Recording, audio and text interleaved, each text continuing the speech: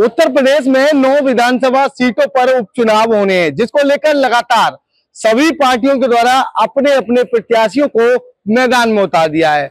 अगर बात उत्तर प्रदेश के अलीगढ़ के खैर विधानसभा की कही जाए तो खैर विधानसभा को आरएलडी का गढ़ माना जाता है। यह आरएलडी का दबदबा रहा है। जाटलैंड के नाते इसे मिनी छिपरौली कहा जाता है। अगर जाटलैंड की बात कही जाए तो जाटों का वोट यह निर्णायक भूमिका में रहता है। बातचीत करेंगे आरएलडी के जिलाध्यक्ष जी से और जानेंगे लोकसभा चुनाव के बाद अब विधानसभा के उपचुनाव हो रहे हैं तो आरएलडी की क्या तैयारी है। जय एक और भारतीय जनता पार्टी का आरएलडी से गठबंधन है। एनडीए के नेतृत्व में प्रत्याशी सुरेंद्र दिलेर को बनाया है, जिसके बाद सियासी समीकरण बदलते हुए नजर आ रहे हैं। पहले की अगर बात कही जाए तो आरएलडी अलग चुनाव लड़ा करती थी और भारतीय जनता पार्टी अलग चुनाव लड़ा करती थी, लेकिन अब की अगर बात कही जाए तो सुरेंद्र दिलेर आरएलडी भी उनको चुनाव लड़ा रही है। यानी कि गठबंधन के दौर में आरएलडी का पूरा समर्थन सुरेंद्र दिलेर को जा रहा है। आरएलडी के जिलाध्यक्ष चौधरी अमरीश सिंह मेरे साथ मौजूद है, बातचीत करेंगे किस तरीके की तैयारियां हैं। अगर आरएलडी की बात कही जाए तो पहले चुनाव अलग लड़ा करती थी, लेकिन अब भारतीय जनता पार्टी के प्रत्याशी को समर्थन कर रही है, तो क्या नेतृत्व है आपका और किस तरह की तैयारियां हैं? देखिए पत्रकार महोदय जी कि पहले जो इलेक्शन हुए थे, जो भी विधानसभा के इलेक्शन या लोकसभा के इलेक्शन, तो भारतीय जनता पार्टी और राष्ट्रीय लोकदल हमेशा अलग से ही लड़े हैं और ये परंपरागत सीट रही है खैर की राष्ट्रीय लोकदल की। तो पिछले 2 इलेक्शन से ये जरूर ही भारतीय जनता पार्टी के पास रही है, मगर ये परंपरागत ये मिनी छपरौली मानी जाती थी, जो राष्ट्रीय लोकदल का गढ़ माना जाता था। मगर एक मोदी और योगी लहर की वजह से ये जो परिवर्तन हुआ उसके कारण ये भारतीय जनता पार्टी के पक्ष में गई। मगर आज ये आलम है कि आज की तारीख में जब से दोनों पार्टियों का गठबंधन हुआ है, एनडीए का सरकार का जब से गठन हुआ है, दोनों का जो मिलन हुआ है, उसके बाद से मैं लगभग 2 महीने से खैर विधानसभा में मैं लगातार अपने क्षेत्र के जो उपाध्यक्ष हैं, अध्यक्ष हैं और जितने भी वरिष्ठ कार्यकर्ता हैं और विधायक हैं, जैसे माट के विधायक हैं और आपके एमएलसी हैं और सालाबाद के विधायक हैं, मैं उनके साथ और पूरे अपने कार्यकारिणी के साथ मैं खैर विधानसभा के इलेक्शन में मैं भ्रमण किया है मैंने, और बहुत गाँवों में मैक्सिमम सब गाँवों में मैंने भ्रमण किया है और मिला हूँ लोगों से। वहाँ मैंने ये देखा है कि आज मतलब लगभग 70% लोग भारतीय जनता पार्टी तो चाहते थे, मगर आज 70% लोग राष्ट्रीय लोकदल के हित में हैं, क्योंकि ये माना जाता है कि जाट बाहुल्य क्षेत्र है और जाट बाहुल्य क्षेत्र में ये चाहते थे कि वहाँ का लोकल एक प्रत्याशी लड़े और नहीं तो कोई अच्छा एक बढ़िया आदमी मिले जो उनकी समस्याओं को समाधान कर सके और उनके जो काम आए रात में दिन में कभी उसके साथ रहे। तो अब हम लोगों ने भी अपनी तैयारियां कर रखी थी, क्योंकि अब किसके पक्ष में जाता, हम अपनी तैयारी कर रहे थे राष्ट्रीय लोकदल और बीजेपी वाले अपनी तैयारी कर रहे थे। मगर ये है कि गठन है सरकार, ऊपर नेताओं का उनका चयन है, तो उन्होंने सुरेंद्र दिलेर के रूप में हमें भारतीय जनता पार्टी का हमें प्रत्याशी दिया है, जो हमारे गठबंधन का एक प्रत्याशी है, जो एनडीए का एक प्रत्याशी है। तो आज की तारीख में हमने कई मीटिंग भी हुई थी, कल भी हमारे नामांकन में हम गए थे और उससे पहले भी हम लोगों ने राष्ट्रीय लोकदल की एक संयुक्त मीटिंग बुलाई थी और उसमें कम से कम 500-400 करीब कार्यकर्ता थे हम लोग राष्ट्रीय लोकदल के और पदाधिकारी थे बीजेपी के भी। तो उसमें हम लोगों ने ये विश्वास दिलाया था, क्योंकि हम जिस पार्टी के अनुयायी हैं, जिस पार्टी के हम सिपाही हैं, उस पार्टी के वरिष्ठ नेता पुराने चौधरी चरण सिंह जी हों, चाहे अजीत सिंह हों या हमारे जयंत चौधरी जी हों, आज तक कोई भी भ्रष्टाचार में या किसी दाग में उनका कोई लेना देना नहीं है। तो हम उतने ईमानदार अपने नेता के अनुयायी हैं, सिपाही हैं, तो उनकी हम कभी आँच नहीं आने देंगे उनकी जुबान की।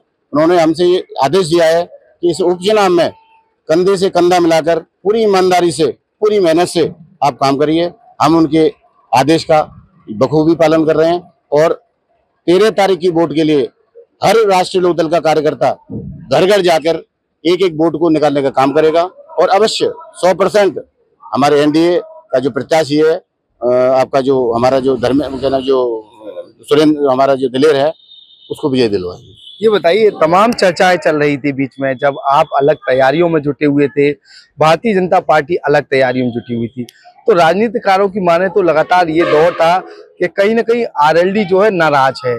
तो आप जिलाध्यक्ष हैं, आपका क्या कहना है इस पर? नहीं, देखो ऐसा है कि भारतीय जनता पार्टी में करीब नहीं तो 50-55 प्रत्याशी लोग टिकट मांग रहे थे, और हमारे भी 30-35 प्रत्याशी थे, कुछ पूर्व प्रत्याशी थे, कुछ नए थे जो टिकट मांग रहे थे।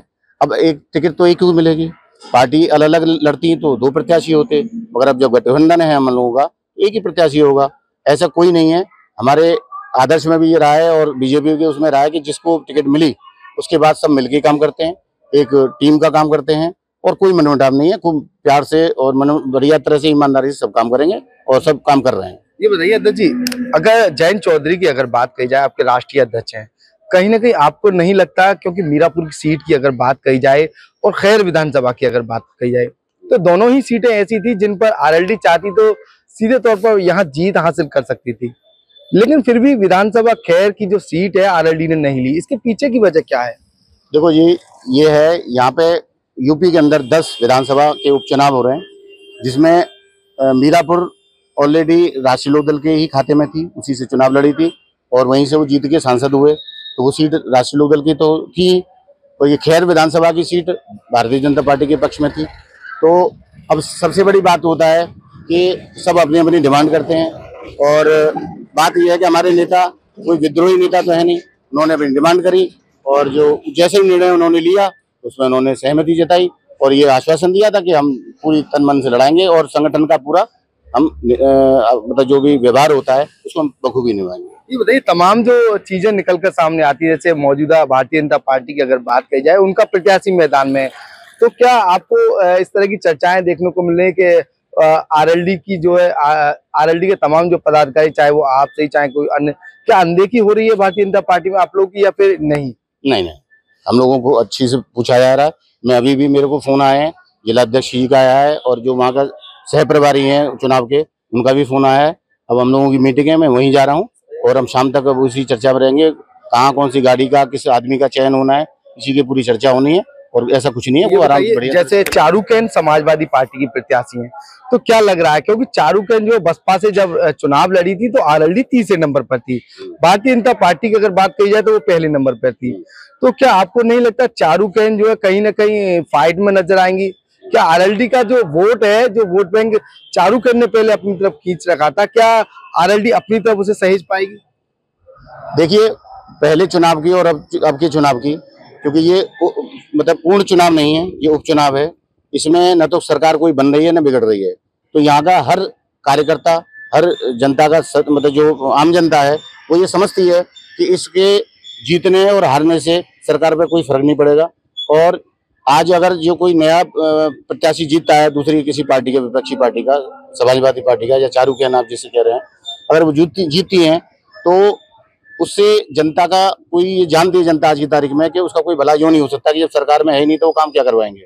मगर आज वो ये जानते हैं कि ये हम लोगों जो एनडीए का जो गठबंधन है, अगर इसका कोई प्रत्याशी जीतता है तो वहाँ की समस्याओं का समाधान होता रहेगा। और आपको ये पिछले पटल पे मैं याद दिलाना चाहता हूँ कि जिस तरह से देश का विकास हुआ है, खास तौर से योगी जी ने और मोदी जी ने अलीगढ़ का विकास, वो भी खैर विधानसभा का विकास सबसे ज्यादा सर्वोत्तम, मतलब इस प्रदेश का सबसे ज्यादा किया है।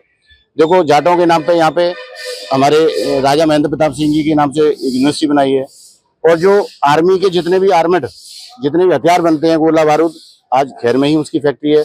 और एशिया का सबसे बड़ा एयरपोर्ट वो भी आपका खैर विधानसभा के क्षेत्र में ही आता है। तो ये बखूबी जानती है जनता भी कि कौन विकास कर रहा था और कौन विकास करेगा, तो इसकी तो बताने की भी जरूरत नहीं है कि वो किसके पक्ष में जाएगा। मतलब 90% जाट वोट भी अवश्य 100%। मेरा आखिरी सवाल ये है, चारुकेन एससी वर्ग से आती है, लेकिन उनके पति जो है वो कहीं ना कहीं जाट समुदाय से आते हैं, तो क्यों ना जाट वोट बैंक जो है चारुकेन की तरफ जाएगा? क्योंकि एससी का जो वोट है वो सीधे तौर पर कहीं ना कहीं 65,000 की लीड उन्होंने पहले चुनाव में ली थी, जाट वोट बैंक क्या उनकी तरफ खिसक सकता है? देखिए, ऐसा है, ऐसा तो बसपा का भी खड़ा है। अगर वो आप जिस बिरादरी की बात कर रहे हैं, जाटव समुदाय से या जिस समुदाय से वो हैं, मगर जो एक बसपा से भी प्रत्याशी खड़ा है, तो अब जो जाटव वोट बैंक की बात, मैं पूरी बात बता रहा हूँ। वैसे मैं जाटव समाज कहाँ जाएगा फिर? अगर जाट में मानता हूँ अगर 30% ले भी लिए, एक जाट बिरादरी के नाम से 30% ले भी लिए, तो जाटव समाज कौन ले जाएगा? तो उसका आंकड़ा अगर देखा जाए तो वो मुझे लग रहा है कि अपनी जमानत भी नहीं बचा पाएंगे। क्या आरएलडी मजबूती के साथ जाटों को साधने का काम करेगी, क्योंकि आरएलडी का गढ़ है वो। आप आरएलडी के जिलाध्यक्ष हैं, जाट नेता भी हैं। देखिए, पिछले इलेक्शन में भी जब एमपी का इलेक्शन था, उसमें चौधरी विजय सिंह समाजवादी पार्टी से खड़े थे, तो उस समय भी ऐसा लगता था कि वो जीत रहे हैं। मगर जब सरकार, जब हमारे जो मुखिया हैं चौधरी जैन जी, जब उनकी एक विशाल रैली हुई थी, एक सभा हुई थी, उसके बाद 70% जाट टूट के सब एनडीए में उसमें आ गया। और आप देखते हो आज सांसद भी हमारा एनडीए का ही है। तो ये धरातल पे कुछ और दिखाई देता है, परोक्ष में कुछ और देता है, मगर हम जो अपने आप गाँव जाके देखते हैं, हम नसों को भी टटोल रहे हैं। तो आज हमें 100% यकीन है कि कम से कम जो फाइट दोनों में रहती थी राष्ट्रीय लोकदल, उसमें आज एक ही पटल पे हैं। तो निश्चित तौर पे ही जाट समुदाय का 70% और अन्य बिरादरी का भी 70-80% वोट हमें ही मिलेगा, हमारे गठबंधन को मिलेगा, एनडीए के प्रत्याशी को मिलेगा। किस तरह की जीत होने वाली है, क्योंकि आप बोल रहे हैं कि जीत होने वाली, लेकिन किस तरह की? एक तरफा जीत है भाई, एक तरफा जीत है कि फाइट में हमेशा राष्ट्रीय लोकदल और बीजेपी रहते थे। एक तरफा जीत होगी। अब दोनों ही साथ हैं, तो फिर अब वोट जाएगा कहाँ? जी बिल्कुल। आरएलडी के जिला अध्यक्ष चौधरी हमीर सिंह के द्वारा विधानसभा उपचुनाव यानी कि खैर विधानसभा में होने वाले उपचुनाव को लेकर बड़ी जीत के दावे किए। आरएलडी की अगर बात कही जाए तो पहले आरएलडी भारतीय जनता पार्टी से अलग चुनाव लड़ा करती थी, लेकिन अब भारतीय जनता पार्टी एक साथ मिलकर आरएलडी के साथ चुनाव लड़ रही है, जिसको लेकर आरएलडी के जिलाध्यक्ष का साफ तौर पर कहना है ऐतिहासिक जीत जो है विधानसभा खैर में देखने को मिलेगी।